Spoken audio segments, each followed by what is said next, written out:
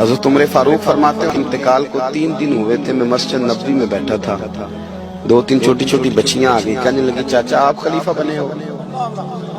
मैंने कहा पुत्र मैं बनाऊं, तो कहने लगी चलें फिर असर के बाद अबू बकर सिद्दीक हमारे घर जाते थे।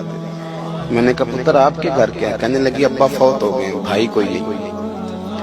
हमने ना बकरियां रखी हुई, वो रोज असर के बाद आते थे, बकरियों का दूध धो के हमें दे जाते थे, कुछ पी लेती थी, कुछ बेच के गुजारा कर लेती। 3 दिन हो गए, मेरी माँ रोती है, बहनें रोती हैं, कौन आएगा? चाचा चलोगे? तो हज़रत उमर की तो दाढ़ी फट गई आंसू आंसू।